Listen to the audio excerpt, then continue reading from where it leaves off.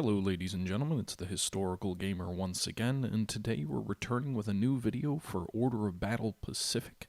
In this video we're going to be doing something a little bit different. There was a brand new DLC pack that just came out called Morning Sun, in which you play as the Japanese during their invasions of China starting in 1937. So that's what we're going to be doing. We're going to be looking at the new expansion. This is kind of a first impression, but also the first in a series of videos I'm going to be doing covering the game. You can see here that the game starts off just after the Marco Polo Bridge incident in July of 1937.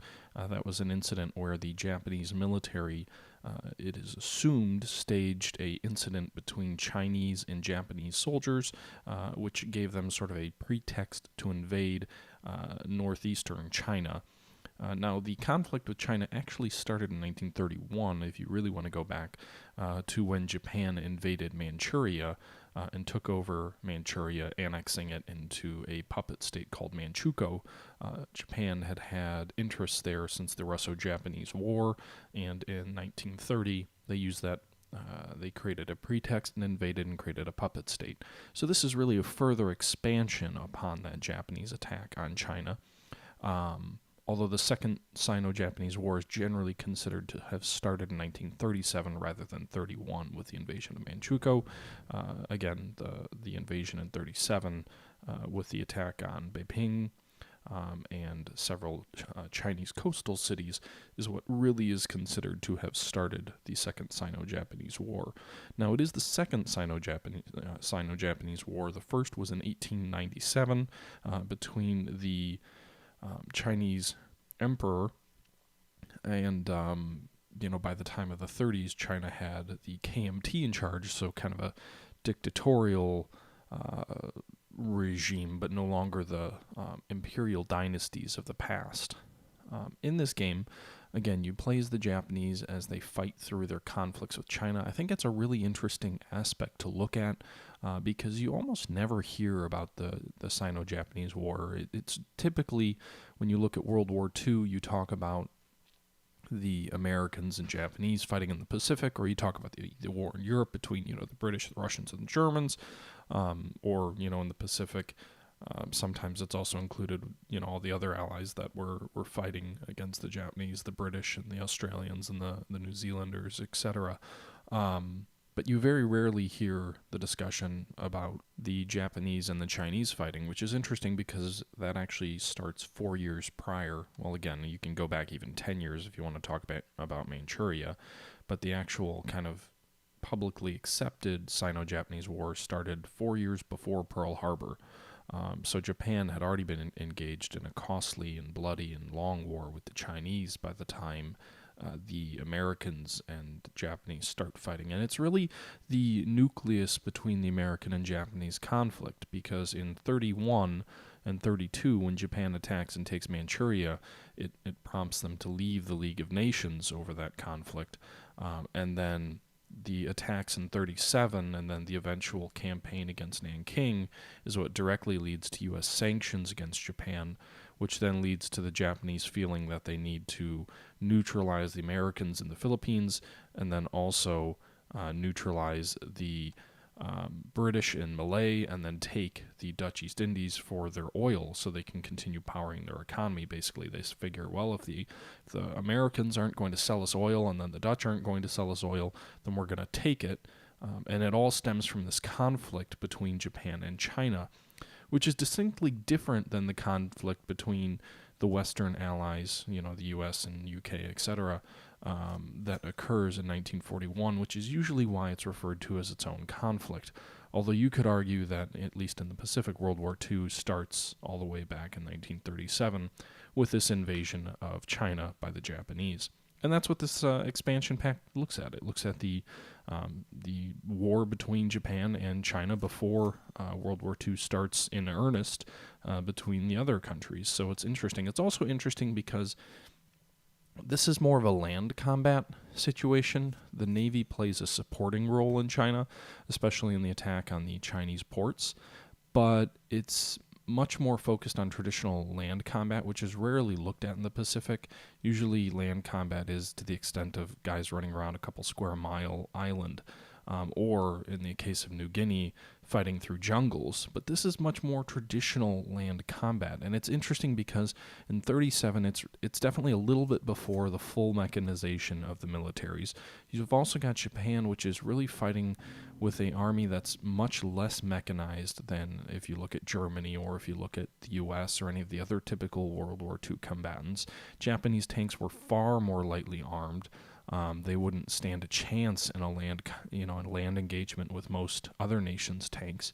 They were effective for what they were used for, but it's interesting because when you look at the Japanese conflict with China, perhaps some of their underdevelopment of their armored units has to do with the success that the armor they had against the Chinese, but it really didn't prepare them all that well to deal with Soviet tanks, for example. By 1945, they just had no need for those types of heavy armored tanks.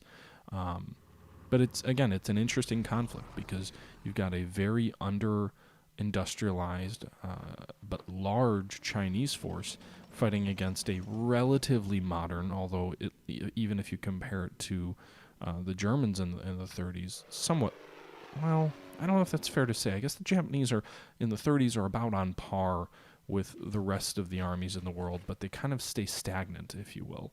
And then by the time of the 40s, they're rapidly falling behind as the European nations kind of industrialize. But the Japanese don't have a need to increase the quality of their land units.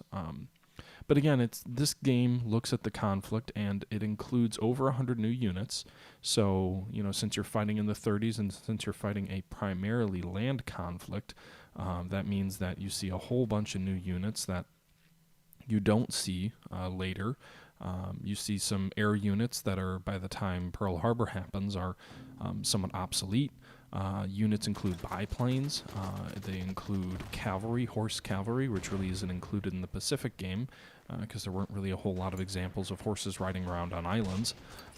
So there's a bunch of new units, new nations. Obviously, you've got the Chinese nationals that you're fighting, and then you've got new objectives. Obviously, you want to take over China, but also you can see there's a foreign contingent element as well within this game. So there's a little segment of because at this time, China was still heavily partitioned between Britain, France, and a couple other European countries that had unique trading relationships where they had, been exploiting China for, many years. The other factor is, like I said, there's over 100 new units, and a lot of those are on the Chinese side because China, unlike Japan or really any other major combatant in World War II, relied mostly on arms purchased from other countries rather than arms that they produced themselves. China was heavily under-industrialized. They had a massive population, but they didn't have the industrial base to create their own weapons for the most part. And so you see German Panzer tanks that are fighting on the side of the Chinese. You see Russian Tupolev bombers that are fighting on the side of the Chinese. And, all these new units are included in the game. I haven't seen if this is a, ability to play sandbox battles from the Chinese side, but the campaign game is only accessible from the Japanese side, which makes sense because the Chinese, at least through 1940, there's really no ability to counterattack. You're constantly on the defensive, and I don't think the scenario design would be ideal for a branching campaign where, in essence, you lose every battle and your best hope is to delay the enemy. But I would imagine you can play individual battles from either side. Haven't checked that out yet. But that's interesting, again, because you've got those aspects. China actually, at this time, Japan and Germany are not allied yet, and China had a pretty close military relationship with the Germans throughout the early days of this conflict. And the Chinese had German advisors that were helping them fight and helping advise them on using, their units. They also had a lot of German equipment, as I mentioned.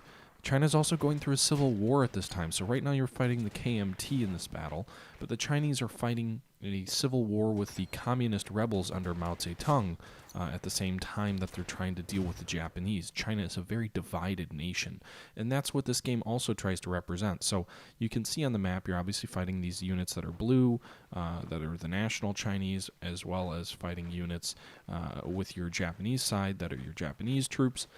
But then you also have some other troops here that you can kind of see with these interesting kind of rainbow-colored flags that are local Chinese kind of warlords, if you will, that are fighting against the Japanese, or in some cases not fighting against the Japanese and just kind of passively standing by.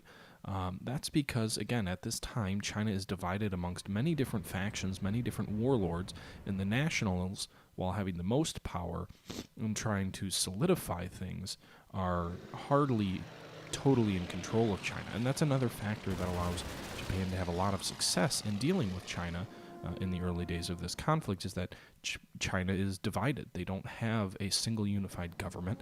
They have many different factions, all with their own interests. Meanwhile, Japan is coming in trying to exploit those different interests, and is one of the reasons they have a lot of success against China. As the conflict goes on, however, China becomes more and more unified. They're still always fighting this civil war kind of between the communist rebels, which are more in the northern part of China, and the KMT nationalist government, which is more toward the central and south part of China during the Civil War. But as the war goes on, especially from the very early days, and then further into the conflict, China does become more unified. There's still rife with conflict between the communist and the nationalist elements, but the individual warlords that I had been talking about, who wield this massive amount of power, especially early in the conflict, begin to become more and more either eliminated through Japanese advancement and occupation, or become less independent, and in some cases perhaps subsumed into the nationalist or into the communist movements. And Japan's attacks on China really start to have a unifying effect. The communists and the nationalists at one point later in the conflict actually start to agree that they're going to stop fighting each other. They don't go away, but they agree to kind of stop fighting each other and focus on fighting the Japanese. So as Japan advances into China and becomes more and more successful, they start to run into more and more problems. The nationalists start fighting a lot more effectively. The Japanese stop having the dramatic successes that they had early in the conflict, and things get more and more difficult as Japan is a small island nation dealing with hundreds of millions of people in China is really difficult. And that divisive nature that allowed them to deal with their initial success really kind of starts to fade, and the conflict becomes more and more of a slog. It starts out as this rapid, quick punching Japanese attacks with modern military forces attempting to deal with the Chinese, and rapidly develops into a slogging slugfest against massive numbers of Chinese that are becoming more and more competent as the conflict goes on. Now, don't by any means take that to mean that China was an incredibly efficient and effective military machine. It wasn't. It's a relative term. So, relatively, they become more and more efficient as time goes on. You can see here that as we're attacking the Chinese forces here, some of these air units are biplane units, which again is an interesting factor that the Chinese or the Japanese really don't get the advanced Zero fighter until I think like 1940 or early 41. They don't get the advanced Oscar fighter until around that time as well. So you're dealing with the previous generation of Japanese equipment that you don't typically see represented in World War II games, which again is another interesting aspect. You've got that element of equipment you've never seen before fighting in the conflict. As you can see here, we're trying to advance against China. It's also interesting because the way that the Japanese are fighting, they're attempting these rapid punching movements to take these objectives really quickly against the Chinese, and yet they're very obviously spread out, especially in this first scenario. You're just constantly assaulted by masses of Chinese forces, and in some spots you're just trying to cling on and hang on to your position.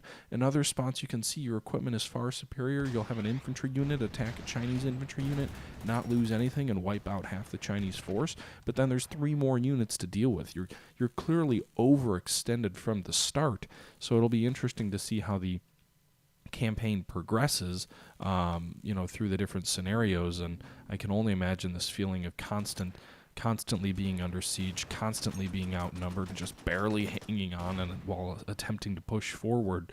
I'd like to see how that kind of manifests itself as it goes on. The game is available on Steam or through Matrix and Slytherin directly. It is DLC. It does require you to own the previous version of the game, and I believe it has 10 scenarios.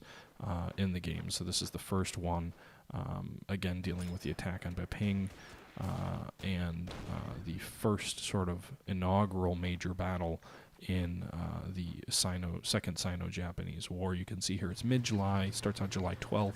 The Marco Polo Bridge incident started on the 7th, I believe. And in my next video, what I'll probably do is I'll give a little bit more context and history behind the event. Honestly, the game just came out today, and I was just playing it real quick, played through the first scenario, just trying to get a sense of the game. And, it plays the same really as the previous, main version of the game, just with the addition of these different types of units, and also a very different style of play, because it's a lot more based on land combat than naval or island combat.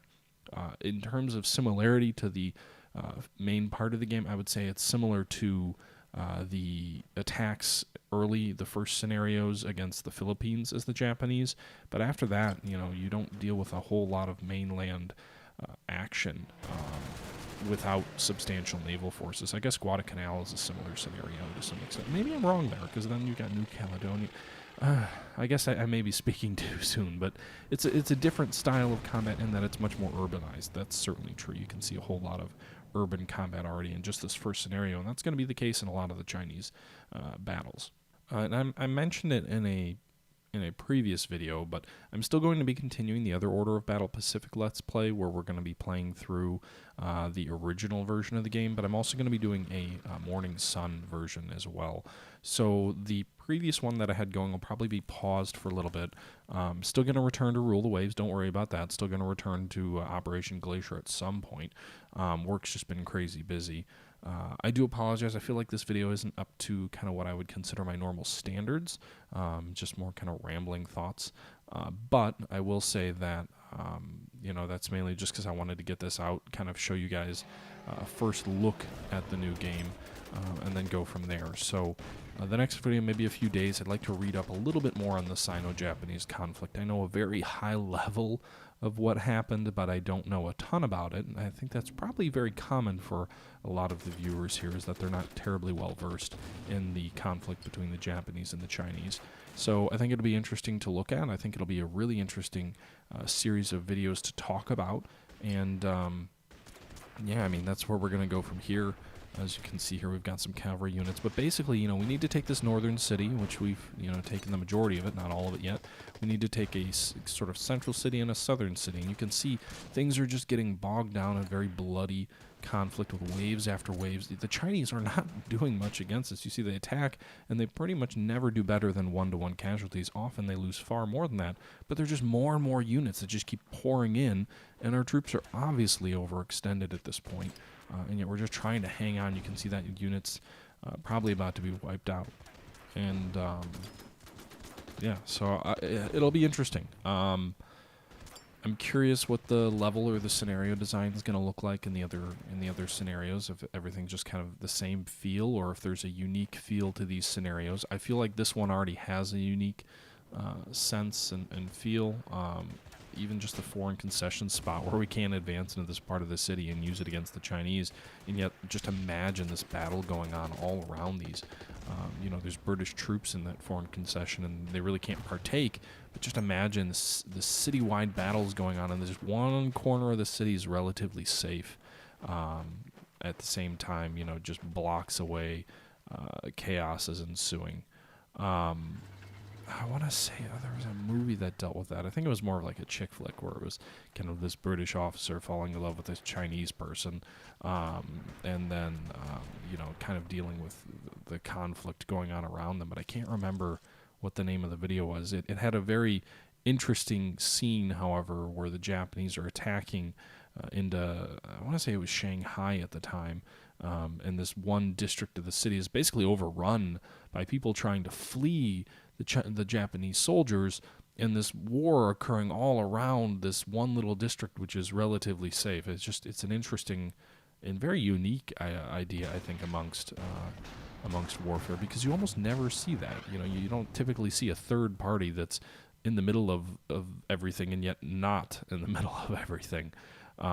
which certainly adds a unique element to it. It seems marginal, it doesn't seem to have too big of an impact. It's a very small district in a corner of the map, but it's an interesting concept anyway, especially if explored further.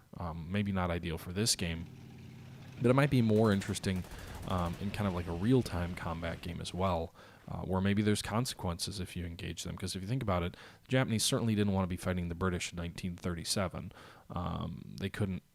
They certainly weren't prepared to do that. They weren't really even ready to fight the Americans in 41, but they were certainly much more ready then than they would have been to fight against the British or the Americans in 1937. So yeah, I think this is a really neat idea to cover this conflict. It's something that's almost never covered in any game, and I know I'm kind of gushing on that, but I wish more games would cover kind of these unique topics in World War II that were certainly significant portions. I mean, the number of men that are included in these particular campaigns is just mind-boggling. It's almost like the Russian front in Europe, and yet it almost never gets talked about in Western media. So it's something that we shouldn't forget about. It's certainly a conflict that had vast implications and doesn't get the attention that really it's due. So what I'm going to do here is I'll finish playing out this turn, and I think I'm going to purchase a couple new units there, because you see I've got about 200 gold kind of on the bottom right-hand corner of the map. That means I can purchase some additional units. At this point, it's clear that I'm overextended and I need more forces to help, so I'll go ahead and do that. I am playing at medium difficulty. I know I didn't address that previously, but just in case you're wondering, I'm playing at the medium level of difficulty, which is quite hard for me because I'm not great. So yeah, I kind of suck. But yeah. But anyway, I think what I'm going to do here is I'm going to go ahead and I'm going to cut this video off here, and then I will come back in a few days with a more well-thought-out video, discuss some of the history around the battle that's taking place right now. It's obviously the fight's not over yet, and we'll go from there, and we'll dig into this new DLC, and maybe we can get some thoughts on the actual quality of it. I'd say, so far I've had a lot of fun, but I haven't had a ton of time to dive into it, and yeah, we'll go from there. But anyway, guys, let me know your thoughts. Let me know your thoughts on, do you want to see more games like this? Do you want to see more games that touch interesting topics in World War II that are certainly undercovered, if covered at all? Do you want to see more videos of this series? Are you interested in learning more about the history? Do you just want to talk about the gameplay? Let me know your thoughts. But anyway, with that being said, I'm going to go ahead and end the video. Let me know your thoughts in the comments below, and until next time, this is the Historical Gamer saying thank you for watching, and I'm out.